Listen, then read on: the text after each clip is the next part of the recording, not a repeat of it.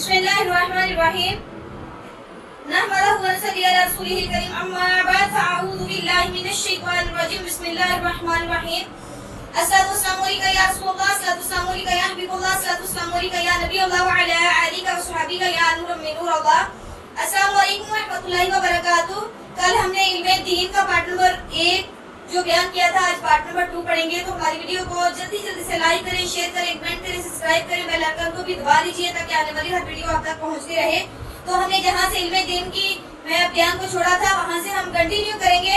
तशरीह हातोफ वायद हदीस नंबर 1 से जहां इल्मे दीन की अज़मत और बरकती और उलमाए दीन के बुलंदो दर्जात अज़ीम मरातब का हाल मालूम होता है, वहां इस हदीस से ये भी इंकशाफ होता है कि हमारे इस्लाफ और पुराने बुजुर्गों में इल्मे दीन की तलब का कितना बेपनाह जज्बा था कि महज एक हदीस को सुनने के लिए लोग मदीना मुनव्वरा से दमश्क का सफर इस जमाने में क्या करते थे जबकि सफर के वसाइल बहुत ही कम और सफर की मुश्किलात बेइंतहा थी। अफसोस कि आजकल के मुसलमानों में यतीमी जज्बा बहुत कम रह गया है, बल्कि बिल्कुल फना हो चुका है। दुनियावी जरूरियात के लिए तो आजकल के मुसलमान बड़े लंबे सफर किया करते हैं, मगर इल्मे दीन के लिए चंद कदम भी चलना उन लोगों के लिए सर पर पहाड़ उठाने के बराबर है।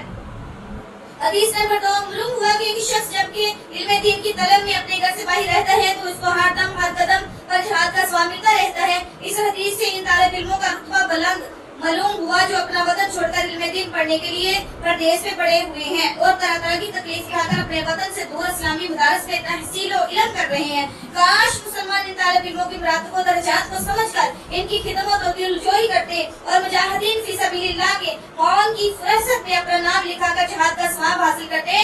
मगर अफसोस कि आजकल मुसलमान इन बेचारे तालिब इल्मों से नफरत करते हैं, बल्कि इनको हकारत की नजर से देखा करते हैं और खुदा अज़्ज़ा व जल के इन नेक बंदों से बदसलूकी करके अपनी आखिरत को खराब करते हैं। हदीस नंबर 3 में इस्लाम को जिंदा करने की नीयत से इल्म हासिल कर रहा था। मालूम हुआ कि इल्म तलब करना जन्नत में ले जाने वाला है उसी वक्त होगा जबकि खिदमत इस्लाम की नीयत से इल्मे दीन हासिल किया गया, वरना ना खुदा ना ख्वास्ता अगर कोई शख्स आलम कहलाने या महज रोजी रोटी और दुनियावी कमाने की नीयत से इल्मे दीन हासिल करे तो ना वो जन्नती होगा, ना फरिश्ते इसके लिए अपने बाजू के पर बचाएंगे, ना उसको जिहाद का सवाब मिलेगा। इसीलिए हर तालिब इल्म को लाज़िम है कि वो सिर्फ खिदमत दीन और इहयाए इस्लाम की नीयत से इल्मे दीन हासिल करे, वरना वो इसके अजर सवाब से महरूम हो जाएगा। इल्मे दीन की मजलिसों को हदीस नंबर 5 में जन्नत का बाग फरमाया गया। इसका मतलब ये है कि इन मजलिसों में बैठना और इल्मे दीन हासिल करना ये जन्नत के बाग में पहुंचने का सबब है। तो गोया ये जन्नत का बाग ही है। हदीस नंबर 6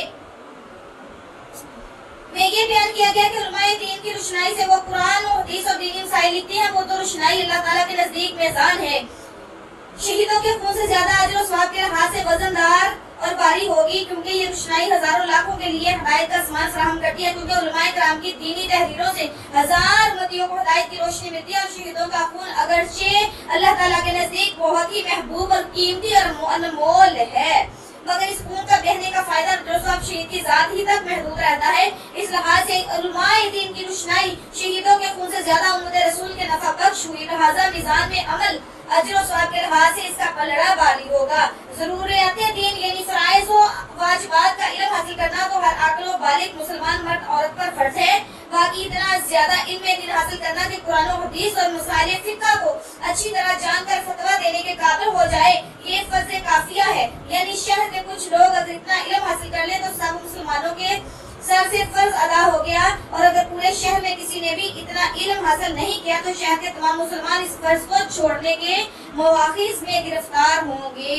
अल्लाह ताला हमें इल्म दीन हासिल करने की तौफ़ीक़ अता फरमाए। वमा अलैना इल्ला अल बलागुल मुबीन। आमीन सुम्मा आमीन या रब्बिल आलमीन।